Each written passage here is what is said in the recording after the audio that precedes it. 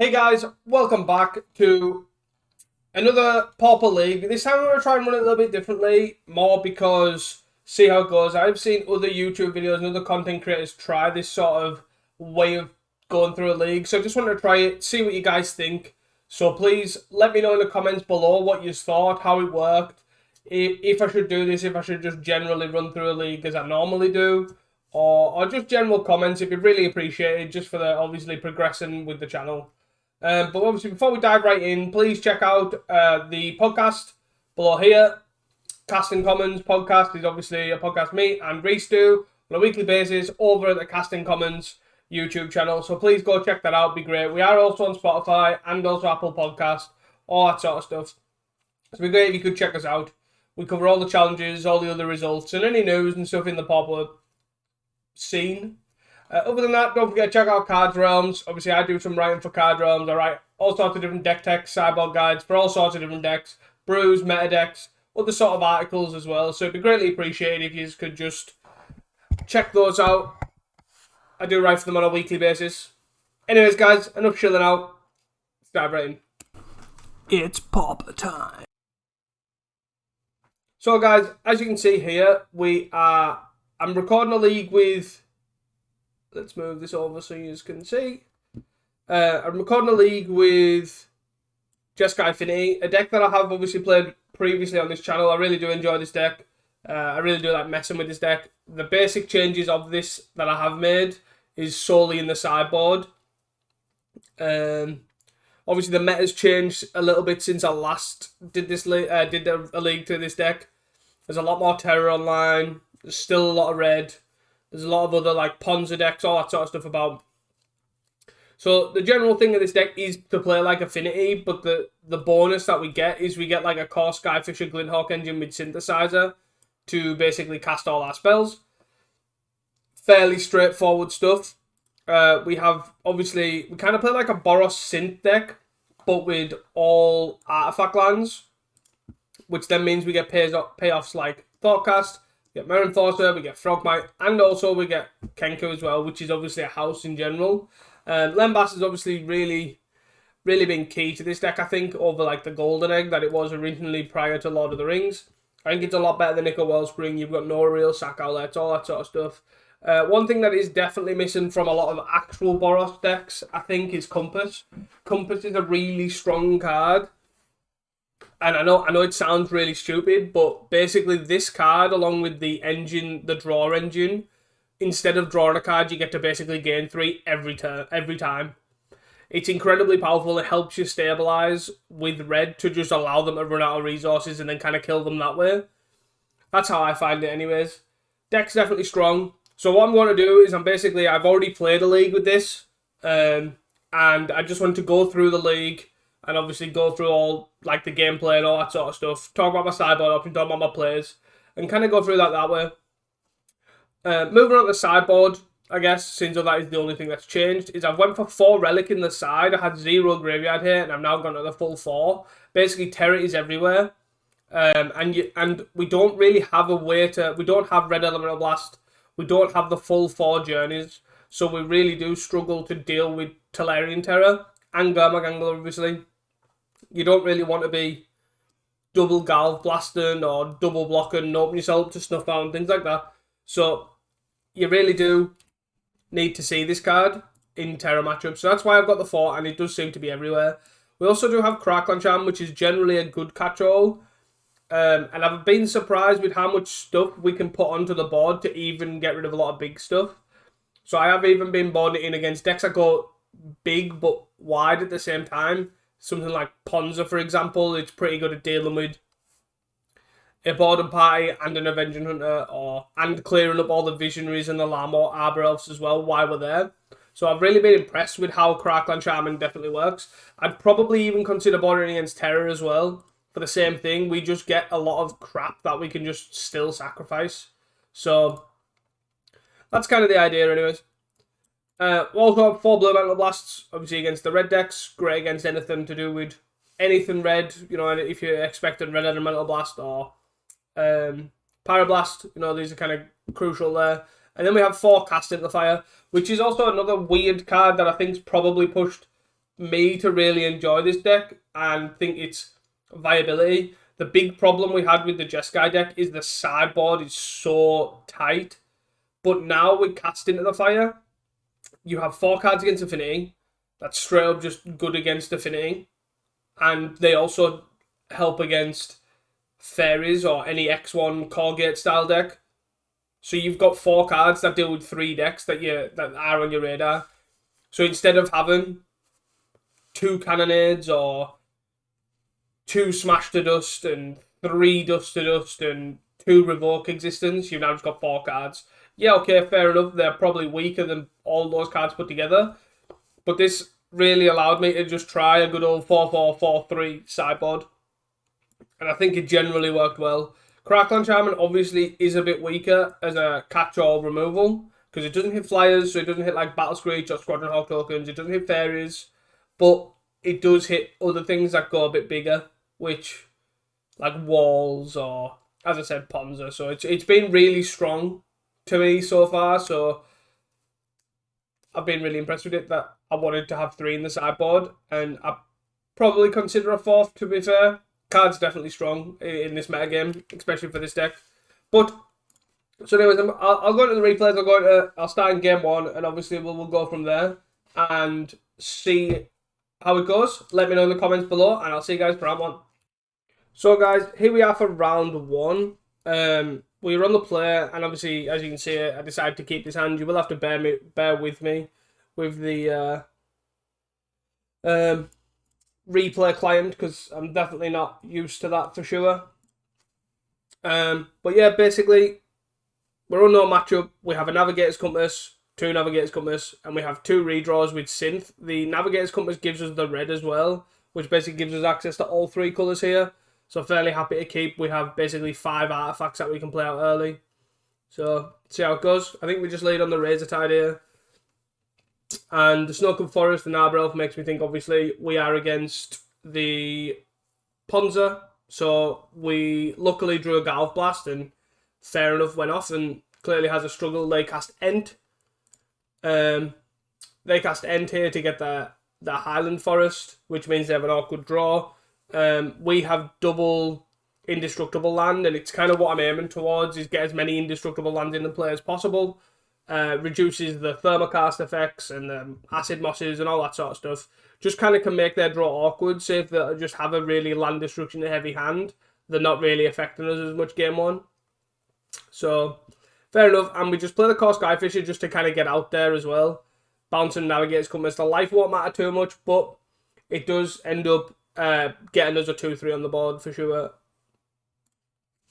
So, and it Ent again into another Snow-Covered Forest to remove, and that pretty awkward draw again for them.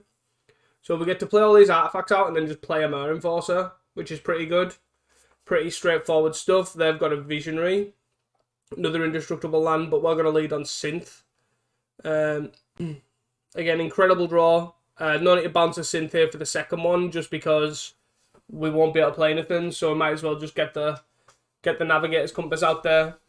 They get to cast an End, which is really awkward for us right now, to be honest.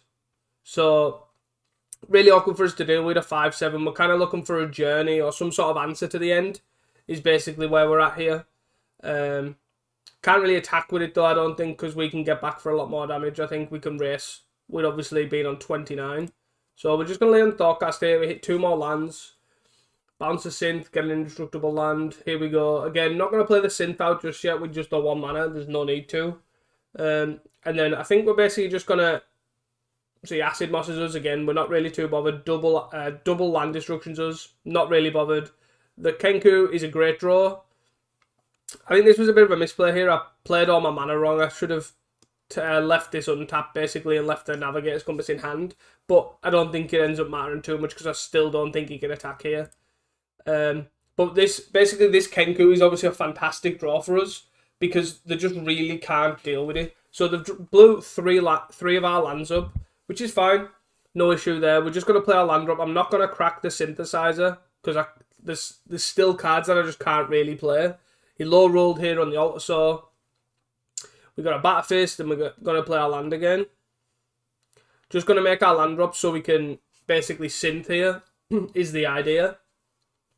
gains 3 life, puts him at 15. Acid Moss is our land just to get a land out of his deck.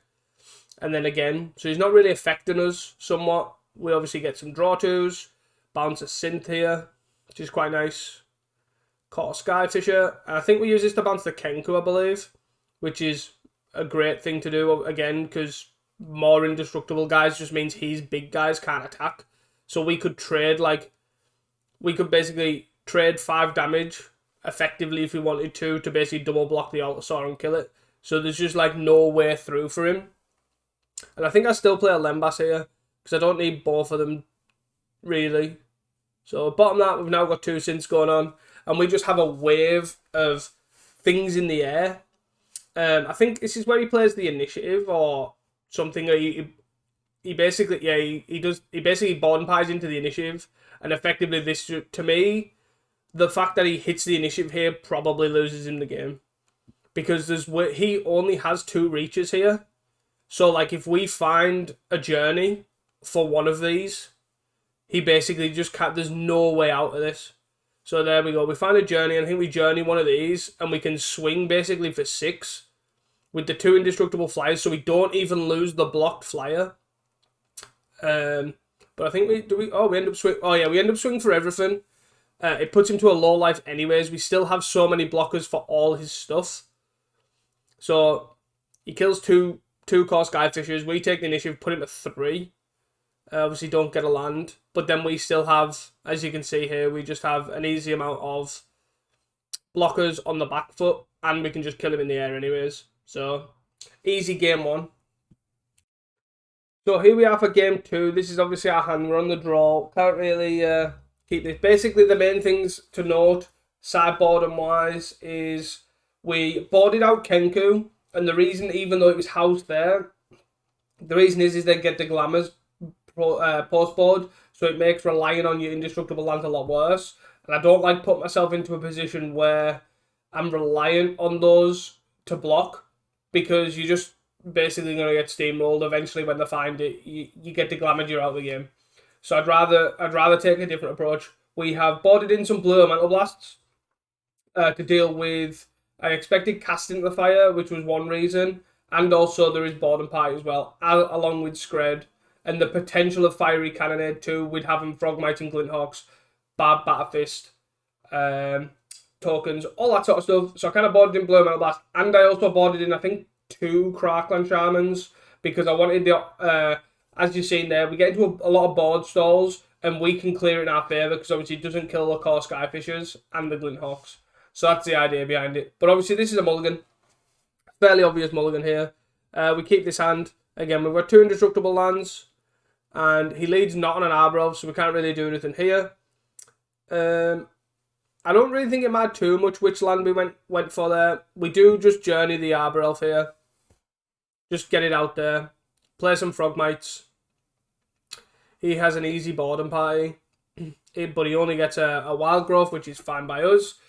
Attacks, I think we take it here. So there's a Crackland Shaman. We obviously drew some stuff. Drew a blue Mental Blast, which is really good at dealing with this board and party. I don't know. I think we wait on this though. I think we wait until he attacks, because we want to see if he was gonna. Because we are susceptible to a Fiery Cannonade. So I think we just blow Mental Blasters here, alleviate some damage, and we're kind of happy with this. Now we can't really block. Call Skyfisher. And I think we just... we call Skyfisher, bounce the journey, give him an Arbor Elf because he has a lot of mana anyways. But then we're going to use the journey to basically kill the annoyed Altasaur. But he plays another one, gets a Jewel Thief, and then an Avenging Hunter. And from this point on, this is kind of what I was thinking with the Crackland Shaman. The guy has 1 card in hand, and I basically just sack the creatures that would die anyways, which is 3 of them, plus 2 eggs. Kill his board, we're left with a 2-3, and we just take the initiative. This does not obviously open us up here to the potential of Scred. So obviously if he Scredded this core Skyfisher, we're pretty down bad, but he also, if we lower the window here because we just basically go Forge, hit him for 4. So Only thing here that we're worried about here is boredom party, but the frogmite kind of helps that. And then that's the game over because he's basically just dead next turn. He takes 5, goes to 5, and then we hit him for 6. He just overextended there, and the Crackling Shaman really helped us punish him.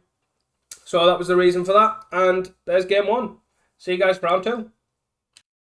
So guys, here we are for round 2 here. We are on the play again, and I believe this is easy keep. We have 2 lands. We have a Galv Blast for early gameplay, so thinking Swift Spear or Arbor Elf, what have you. And we have Synth and Core Skyfisher. We'd obviously Navigator's Compass 2 to bounce with the Core Skyfisher if we're against a red deck. Seems like a solid hand. I think we'll just lead on bridge here. No reason not to. And I think he plays Mountain and passes, or he plays Blast Runner, that's it. So then we get to Galv Blast this and play Navigator's Compass. So then we get to Core Skyfisher, bounce the Compass next turn. So he gets 2 1/2s. We end up playing a Lembas and bottoming a Journey. As weird as it may seem, we're just desperate to hit our land drops. So it was the reason for playing the Lembas. So fairly easy stuff. We make this a white source, we bounce this, and then we play the Compass again. We're still at a high life total. We have a blocker, which is most likely going to die. But my reasoning for this was, I guess, is... The reason for this is obviously stuck on 2 lands. We're on turn 4. He's obviously Ren's resolved and still missed a land drop. So my thought was when he had a Reckless Impulse and Synth, that basically if he played one or the other, he had to hit land and then have a bolt in his hand. So it was basically he's going to choose to a point where he's either going to miss on a land drop or to play the stuff that's exiled, or he's going to hit a land drop and be able to bolt this guy to block, which I'm fine with anyways because we are at a high life total. So now he doesn't attack, so we've just saved ourselves 4 damage here because he's stuck on land drops. We obviously managed to Thoughtcast here to hit land drops, and we're just going to keep using this Glinthawk to bounce his Navigator's Compass, keep our life total high. Improvised Club on an Enforcer's not the greatest, but it's fine. So I think we do choose to double block this. This is because Blast Runner's really hard for us to, like, it's really awkward for us to trade well with. We're still above 20 life anyways, so there's no issues there. I feel like I probably went too heavy here. Like, I went too hard into the Navigator's Compass. I think I easily could have just played a Synth here instead of the Glinthawk. Obviously, I think we try and double block, but he does have another bolt, which is pretty brutal. But we get past it, we play a Kenku, and we play a Mirror Enforcer, and that's kind of kosher. And we're kind of just set up here. I don't think this game lasts much longer, to be honest. There's no way for him to deal with this 3/3. Even if it's not gonna survive. It's just like, and we're still at a high life total, we're still here at 19. So I think it's since Synth into Mountain, pitches Matt thing. I actually don't think it lasts another turn, to be honest. Journey. We've still got no white sources, and we've just not had an issue casting Core Skyfisher, Glinthawk. All these things are just, and Journey. All these things are just perfectly fine. No issues whatsoever. Has a bunch of 1/1s, which again is fine. Plays another Monastery Swift Spear. He has 1 card in hand. We're still at 19 life. We have a 3/3 Indestructible. We have a Galv Blast in hand too. I have no worries about this at all. We've got no real card draw, is my only worry, I guess. But again, no issues. We're just going to keep attacking with our tokens. We attacked with our token last turn, because if he wants to block, that's fine. This again's fine. We still eat 4 tokens here. He's then left with 3 1/1s and 2 Swift Spears. No real issues here. We can just slowly start eating stuff. Cracky thing, get a Mountain. And he concedes.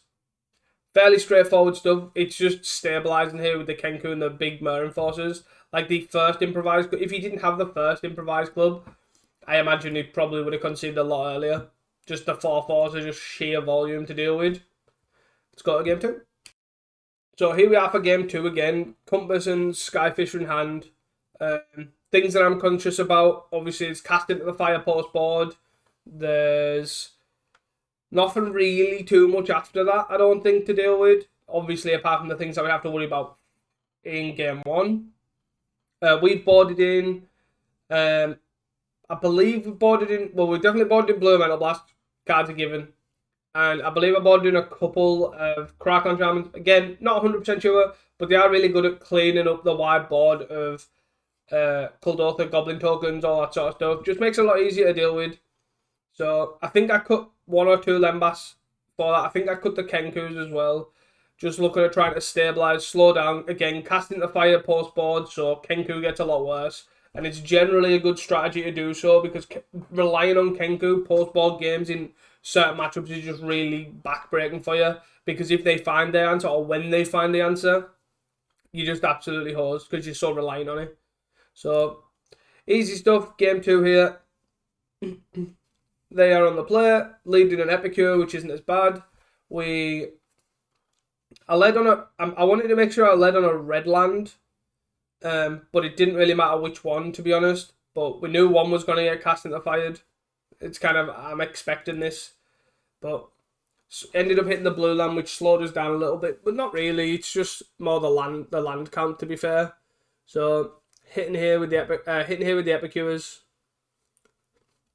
and then gets to play the Kuldotha. Makes a bunch of 1/1s.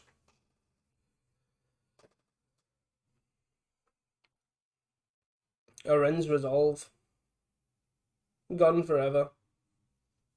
We don't hit a land, so there was an argument there, to be fair. It ended up paying off quite nicely. Was if I hit 8 untap land, I could just start cast. So that was kind of why I decided to go for the Lembas route. It's also a natural artifact anyways for Murder Enforcer, but we're on 9. We're here just casting spells. And this is an awkward point here because he had 3 cards going to 4 cards. And I'm on 9. I could easily die here because he has 2 redraws, an experimental synthesizer, and my argument here is and also a lot of damage here too. Like minus his Swift Spear still has like 3 damage here, so we're on 6. So out of 4 cards he needs 2 bolts, but he still gets to see potentially another 2 cards too. So he only needs 2 bolts. These 2 mana can be tied up with blood tokens. That's not including obviously that he did naturally have a Swift Spear anyways, but it didn't end up mattering. And I knew if I got past this turn, I'd probably be fine because I had Compass and obviously I've caught Skyfishers. But he ends up chain lightning bolt me, I believe, and I just die. So he had it all anyways, and it is what it is. Moving on to game 3. So here we are for game 3 here. This is our opening hand. We have basically Seat into Blue Metal Blast. That is all we have. We are on the play though, so that's good. But this hand on the play is not good. As you can see, there's the 2 Crackon Shamans that we have seen. That I said I boarded in, sorry. So we have a lot of sideboard cards, just not a lot of lands. Fairly easy mulligano. This hand is much better. We've seen 2 Crackon Shamans. We're keeping 1. Again, we've got 2 red-white lands, no blue, but again, it is only a light splash. Ended up finding a Thoughtcast when we've got no blue lands. Blast Runner here, we just get keep our life total high and Galv Blast it. And then Epicure Bolt. We find a blue land, which is obviously great. And hit for 1 down to 15. Starting to churn a little bit away at us. Puts us 12 with a Chain Lightning. That's 3 cards. Play a Crackon Shaman. Bounce the Crackon Shaman. Just use it so we don't lose our land drops as well. Kind of important. Chain Lightning that away. Can't play the Swifty, because he doesn't have the mana to do so. We find a Synth, which is great with this. And we find a Glinthawk as well. Frogmite, again, really great. That 2 cards in hand with a Synth, flipping another Swift Spear. So he's got 2 cards with 3 Swift Spears in play. Unholy Heat killing this. We kill another one. The reason I did this now was before the prowess triggers, so he couldn't play another. So just in case, I think it was the reason anyways. We block 1 to save 3 damage. We take 3, go to 6. And he's got 1 card in hand.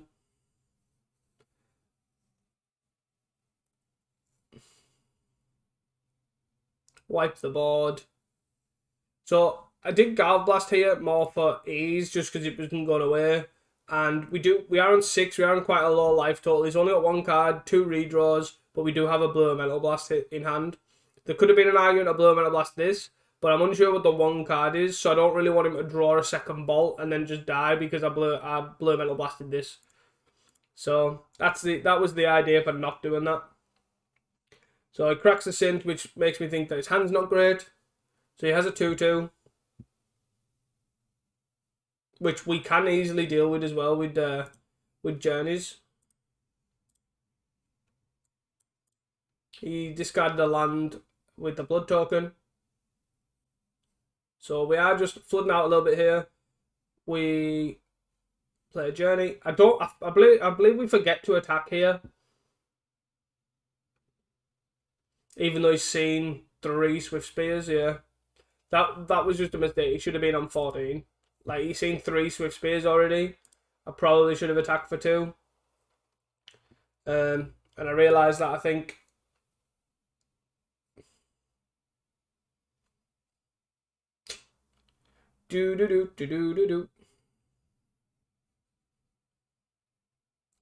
So, it's a very grinding game. We're very close to dying. There's definitely ways we could be dying here. Course Skyfish is a good draw in the sense that it's a re-pickup for the Journey. So, makes us able to just pick up the Journey for free because we exile the token, hit for 2, and then he's basically on a 3-turn clock here. But he has 3 cards in hand, so we could die very easily. So there you go, Unholy Heated. Pick up the Journey. Here, have a token back. Haha. Synth. Perfect. Since we have a... He pops that. And then he... I think he plays... Oh, he bolts us. So we decide to obviously just get rid of this. The Reckless Impulse goes. Lembas, great draw also. Means we get to... I didn't want another Journey. I believe we just want to try and dig for life gain. I also didn't crack the Lembas in case we got another Skyfish Ray, but I think I don't even do it end of turn either. It's in case we got another what was my logic? In case we got another Core Skyfisher. Now we have an experimental synthesizer here to sacrifice to bounce with egg and stuff like to bounce with Core Skyfish and Gutnock. I just gained 3 life here. Put ourselves to 9. He's on 1 card, a lot harder for him to kill us now. Still doable, but then we just Galv Blast his face because this is going to get exiled. And then we hit for 2, I believe. Don't know why it's going so slow. I must have been taking forever. Let's go.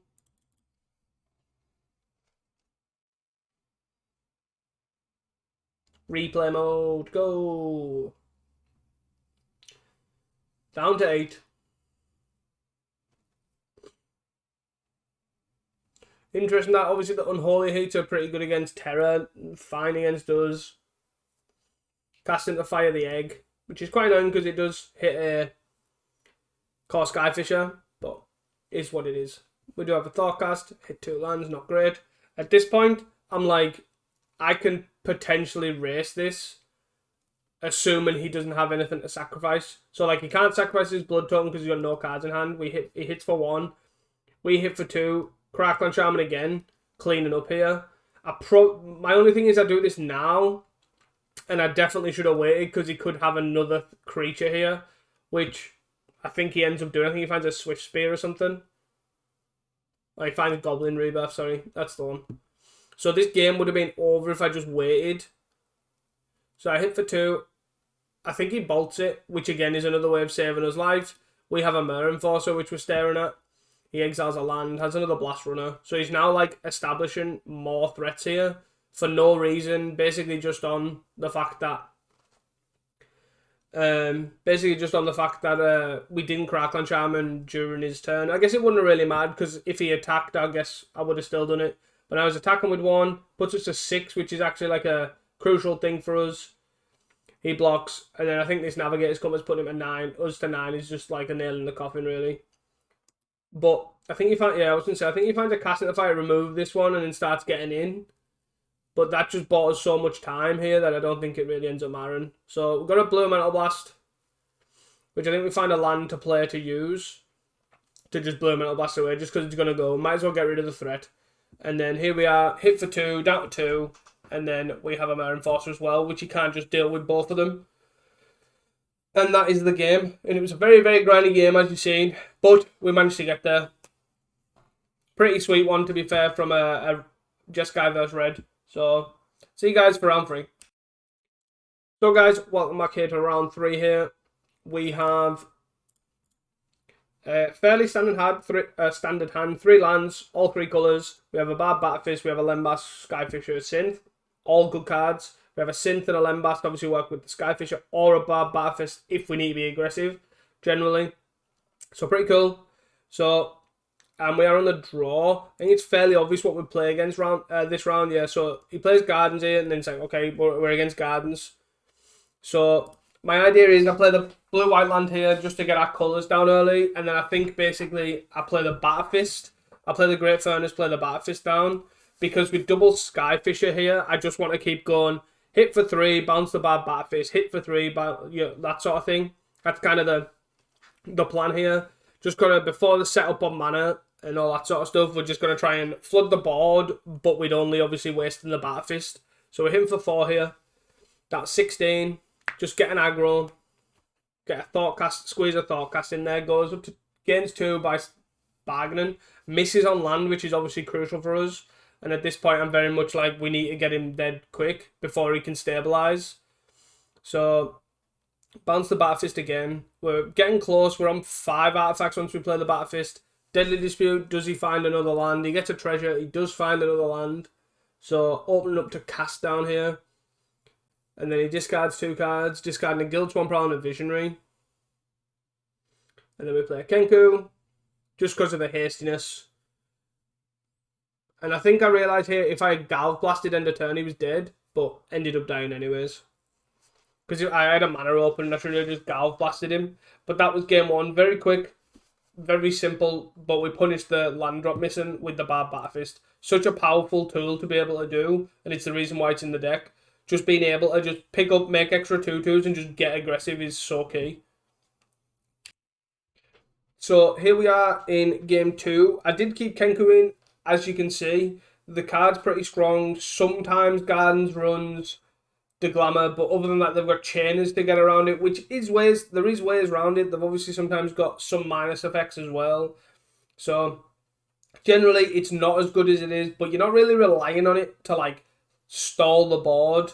They've kind of got something, and it's just really good against trying to kill the very often they have to kill the Kenku when you call Skyfisher in because you can just bounce the Kenku anyways. So it gets really awkward situations for them. But in the end up, I think I ended up boarding out the Navigator's Compass. 3 Navigator's Compass, I think, for some relics. But I don't think I really bored much this game. I'm not 100% sure. I can't really remember, if I'm honest. But I think I maybe bought out the Makes You Munitions as well. I can't really remember. But this matchup is generally, I'd say it's a tough one. We clearly boarded in Crackland Shaman and Deadly Disputing or bargaining away the Plant Token. We keep the Lembas. Again, just another redraw. Visionary.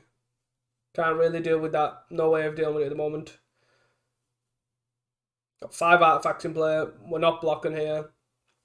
Plays another one.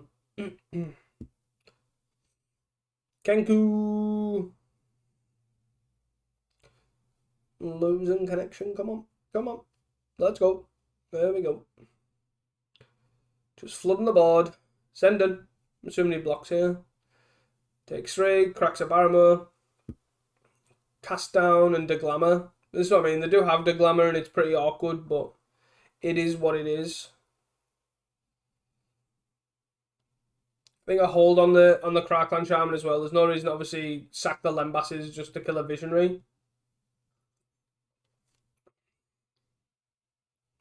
But double Crackland Shaman here has been pretty awkward, especially when we've seen no Avenging Hunters yet. So we just play the Kenku again. Here we have another one. Send him. Start flying. I think he uses the Visionary to cast down that. Yep. So it goes to 14 here. Pretty close to stabilizing as well. So I think Vampire Sovereign here would be brutal. And I think that's kind of my concern. It's a lot worse for me than Avenging Hunter, to be honest, because it's flying, so I can't deal with the Crackland Shaman. I can't really block this, so I take 2. Guild Swarm Prowler. We're just flooding out a little bit here.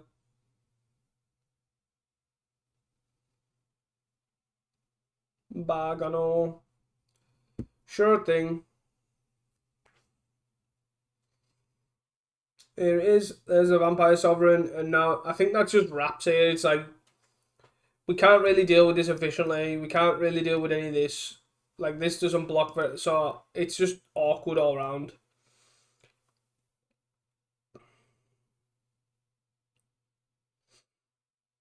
I just used my mana efficiently, really. I hadn't bottomed anything, so I was just, I will block.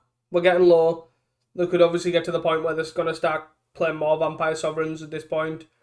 The Visionary made me think that they are on Avenging Hunter, but I wasn't 100% sure. So that's why I sacrificed a Lembas. We draw a Synth, place a Synth, and we hit again, hit another land. Pretty brutal. I think I end up cracking this here because I can play this land and play anything off it. I hit another land, so it didn't really matter.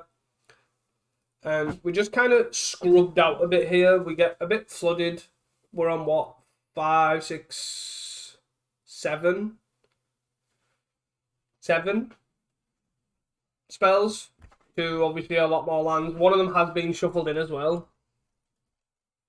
Chainers. So he's obviously on Chainers, double Chainers, and then I think I just call it a day, I believe. I don't think I play for this much longer.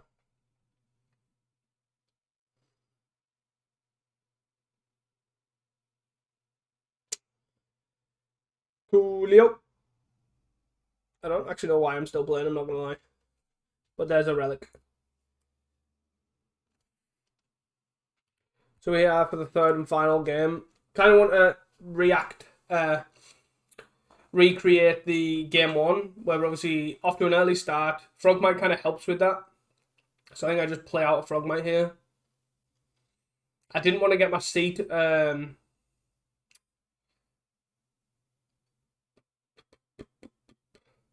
What's the word? I didn't want to get my seat deglamored, which is why I didn't play it.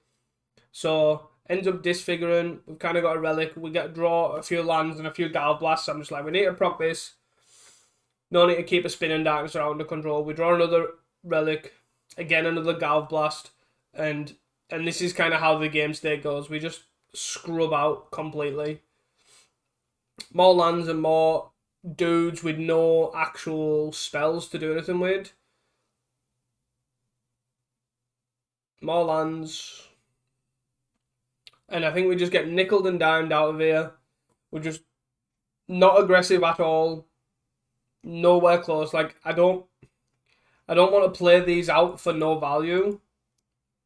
So I don't really want to hold, like, I want to hold them for value, but I also, at the same token, like, it's awkward balance to just play them out and watch them get eaten by removal. I do end up playing them out when obviously I've got 7 or 8 lands. Still only got 2 Galv Blasts. So we've seen 4, 5, 6, 7, 8, 9, 10.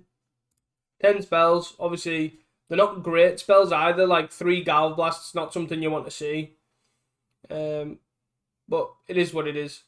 We're starting to get in. We're on 12. We're not exactly on a high life total. We have 4 lands in hand and a Galv Blast. It's just not looking great. The game just isn't doing what... The deck isn't functioning how you want it to function. It's just, again, it happens. The deck's 19 lands. It's quite high. But you need to make sure you're hitting your land drops. And Gardens is doing Gardens. It's drawing its cards with Deadly Dispute. It's drawing its cards with Nickel Wellspring. And it's attacking early as well, which is a good thing that I do like about Guild Swarm Prowler. It just allows it to be able to do that. There we are, another land. Not really doing what we're meant to be doing. We get hit for 2, goes down to 16. And I think he just like Avenging Hunters on Monarchs or something. So I Galv Blast this. It's still drawing off them as well, which is pretty annoying. And I think he just... Oh, that was it, a Fangren. And then we draw the 4th and final Galv Blast. And I'm kind of just done at this point. The match is just not going our way. It is what it is. We take 5. We got 7. And I think he plays another one. Yeah. Boom. And there we go. The action spell that we wanted. So here we get to block and then Galv Blast, but it doesn't really matter. I kept one back in case he killed it, but we end up double blocking and then we Galv Blast one of them. And then we concede anyways. So, is what it is, and we go to round 4. So guys, here we are for round 4. We're on the draw. This is our hand. I don't think we keep this hand. It just looks terrible. So, pretty easy mulligan. Mulligan it with 4 lands. We mull one away. We ship one back, sorry. And this hand's pretty good. We can lead, obviously, against a red deck. So, lead on a blue-red land. And then, I think we just Ancient Den here. Just double bolts us straight up. Gets in. Hits us for 9 on turn 2. We're on 10. We're on 10 on turn 2. Let that sink in. So, here's our 3-1. He's used double bolt here, so it'll be interesting to see if he ends up having a bolt for this. He has a Galv Blast. It's dead. We take 3, go to 6. Things are not looking good. We find a Thoughtcast. We find a Core Skyfish. We've got 2 cards in hand. We bounce a Batterfist. We could easily die here. He's down up to 3 cards. Here's a Bolt. Bolt, my dude. Hits us for 2, puts us to 4.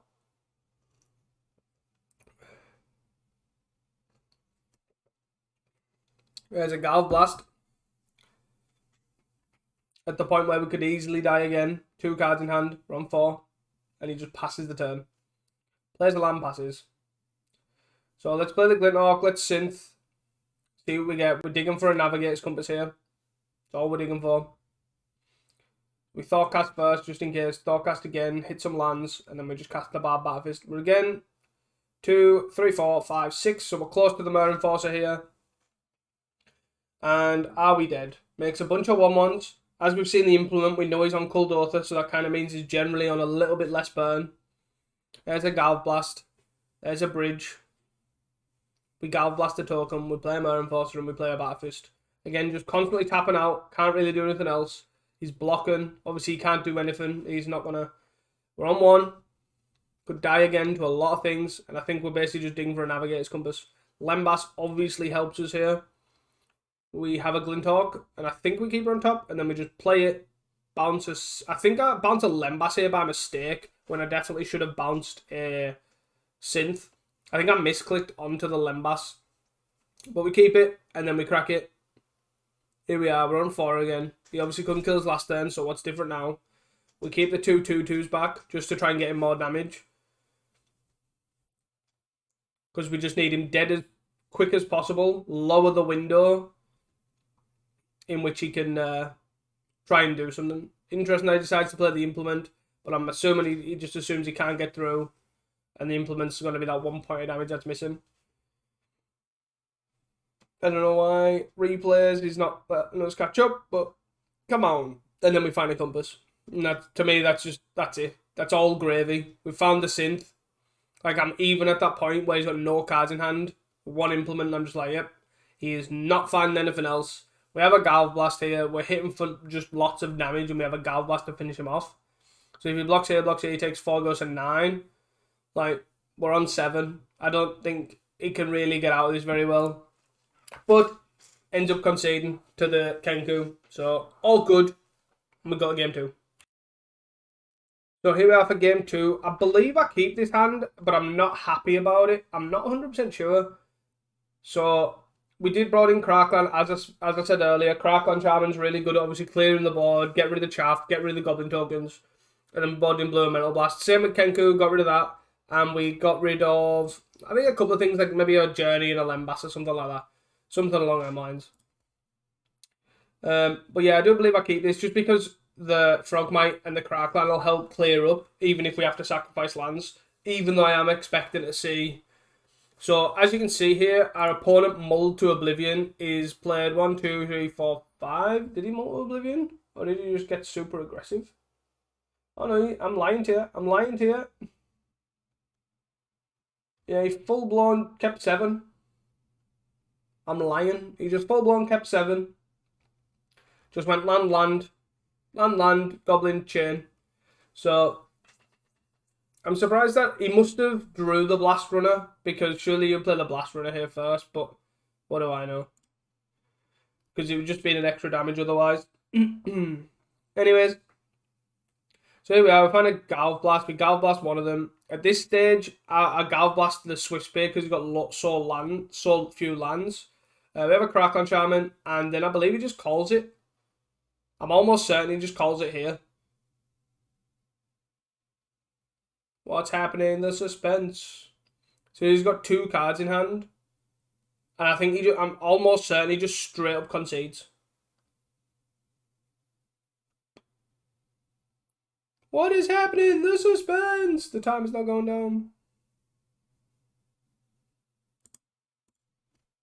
Come on. Come on. But yeah, I'm almost certain he either calls it here or next round, like next turn. So So yeah, basically, as it says on the chat window, basically, yeah, I cast this and he just concedes. We're on 14. We're not on a low life, like a high life total as such, but he just concedes to this, which is rather weird. But hey ho, like effectively, I would have activated it probably this turn. I would have probably sacked the Great Furnace and the Frogmite and just still left a Blue Metal Blast open, cleared his board, called it a day. But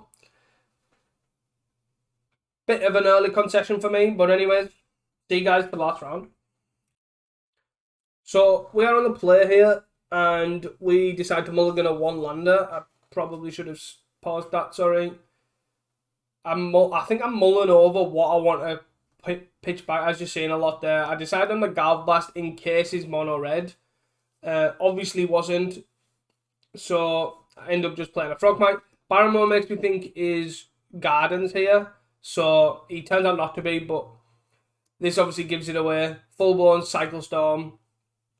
Does his thing, Reaping Graves, does an early Reaping, just attempting to go off so early. I guess he just wants to dig through, must have a lot of Reapings in his hand or something. Just full blown, puts himself to 12, keeps going.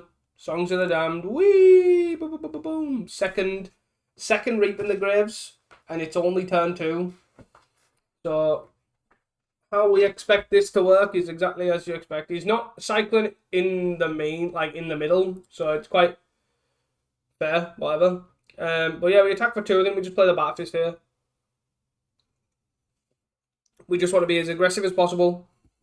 Just straight up, just get him dead. And then he just starts cycling away, doing his thing. Hitting his land drops too. I guess we'll put this out here. So, we do just Galv Blast him here end of turn, because there is a chance that we can kill him. Obviously, he's on 1. So the reason was because we had 3 lands. If I hit another bad Batterfist, there is a world where I can slide it onto here and that's lethal. Or same with the munitions. I can attack and sacrifice 1 to shoot him. So there is worlds there where I need that extra mana. So that was why I decided to do that end of turn. But here he goes. And then I think he Dehaddy Ploys or whatever it's called. Dehadder's Ploy. Gains some life. Cycles some more Street Wraiths. Does a bit more, and then obviously jump starts. Is it called? Jump starts the Dehaddy's Ploy, but I believe it is not enough. I'm unsure. We'll see how it ends up going. Cycle. Dehaddy's Ploy. Got 1 mana left, so he would have been on 15. We get a synth, get a compass for whatever that's worth, and I think we put him at 4, 5, 6, 7, 8, 9, 10, 11. We put him at 3.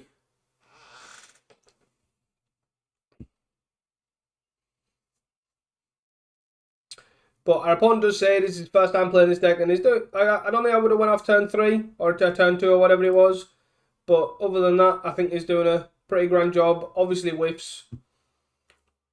And is what it is. We just obviously get there.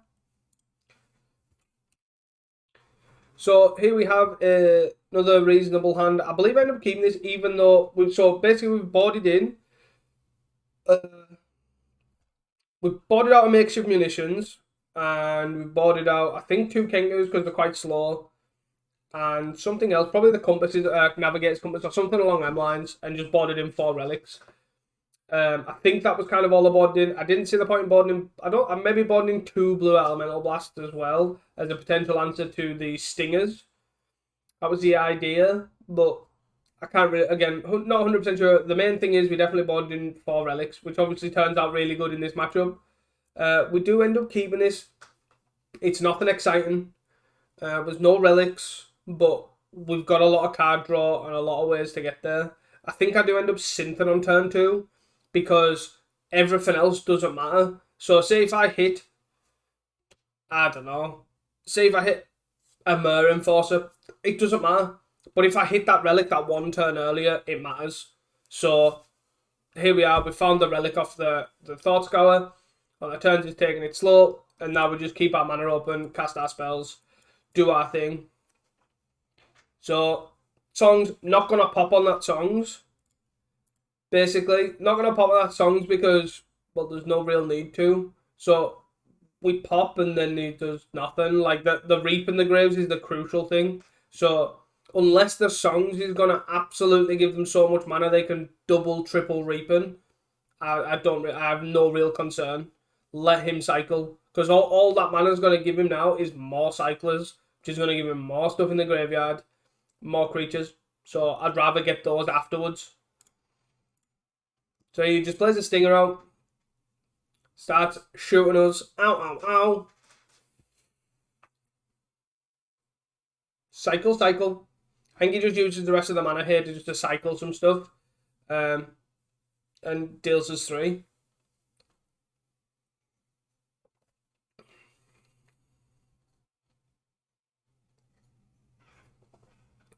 So like there, he started with 4 creatures in the graveyard. He's now got what, 10? 3, 4, 8. 8 creatures. Unfortunately, we've used a Galv Blast here, so we can't really kill this. So we just apply pressure, play 2 Mirror Enforcers, play a Core Skyfisher as well. I believe we bounce the Synth here. Hit a land. But we've already played a land to play our Mirror Enforcers for free. So we just pop... maybe that was wrong. Maybe it was a bit aggressive to do so, but he didn't have many cards in hand. So... And then he just plays a Healer and another Cycler. We play Synth. We Glintehawk the Synth. We find a Batterfist. And then I don't think we even Galv Blast anything. I think we just, send. And then he puts himself to 3. And then we Galv Blast him for lethal. Pretty easy. So, not a bad league overall. So, as you can see there, the deck's obviously incredibly strong. We obviously did a high level going through a league. We ended up 4-1 in the league, obviously. Losing only to Gardens, where the deck did kind of crap out as well as we lost against Gardens. I think Gardens is probably a pretty bad matchup. Obviously, they've got a lot of removal for a lot of your creatures. But you're not like Affinity, where you can turbo Enforcers that quickly. Like, don't get me wrong, you still play them fairly quickly, but not as quick as what normal Affinity does. So it just leaves you open where they have that little bit time to develop the draw engine. I am, however, a lot happy with this sideboard. Crackland Shaman definitely came in clutch. Relic definitely, again, came in amazing. Blue Mental Blast, just a key card that you need in your sideboard. And then, to be honest, as weird as it sounds, it's all enabled by the fact that Cast Into the Fire exists as a sideboard card. It allows you to be able to have this versatile card that answers everything.